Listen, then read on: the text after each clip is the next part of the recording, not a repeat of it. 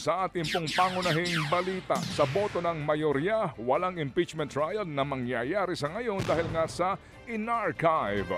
O ibig sabihin po, itinago muna sa baol ng mga senador ang impeachment complaint laban kay VP Sara Duterte.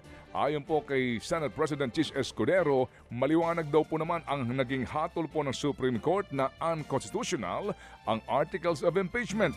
Walang bisa mula umpisa kaya walang basihan para ituloy pa ito ng Senado. May banat din siya sa mga kume-question sa desisyon po ng SC na umano'y mga legal experts daw na para bagang mas magaling pa sa Korte Suprema. Are you truly for accountability or simply anti-Duterte? Do you truly respect and want to preserve the Constitution or you simply hate the Vice President? Yan po ang tinig ni Senate President Chis Escudero. Meron din paalala po si Escudero sa mga taga-kamara na huwag daw silang magpagamit sa mga may ambisyong pampolitikal. Pati ang ilang senador nagpatutsada rin kina House Speaker Martin Romualdez. Gaya po ni Senador Jinggoy Estrada na nagsabing hindi raw karapat-dapat na tawaging mambabatas ang mga suwail sa batas.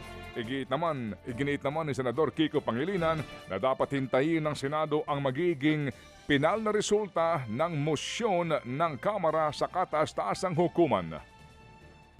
We took an oath to uphold and defend the Constitution.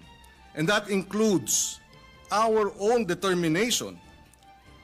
I reiterate, one cannot be right with the law if one is wrong with the facts.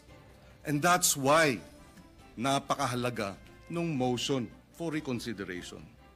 There is still an opportunity for the errors to be corrected, kaya nandyan ang MR. Yan po ang tinig ni Senador Kiko Pangilinan. Bago pa man isantabi ng Senado ang impeachment ni VP Sara Duterte, naging mainit ang debate sa plenaryo ng mga senador. Mismong si Senator Rodante Marcoleta ang nagmosyon na ibasura na ang impeachment. Dahil nga daw may mga paglabag ang Kamara sa proseso ng impeachment. Kabilang sa ipinunto ni Rodante Marcoleta ang pagtengga raw ng Kamara sa unang 3 impeachment complaint at hindi agad na i-refer sa opisina ng House Speaker sa Justice Committee. Kinontra naman siya ni Senate Minority Leader Tito Soto. Tutol siyang ibasura ang impeachment dahil kailangan daw munang hintayin ang resolusyon ng Korte sa inihaing motion for reconsideration ng Kamara. Ang giit pa ni Soto, ano pa bang i-dismiss nila kung ibinalik nga ng Senado ang impeachment case sa Kamara? Ang impeachment complaint po ay parang sinaing na niluto ng House of Representatives. Hilaw po eh.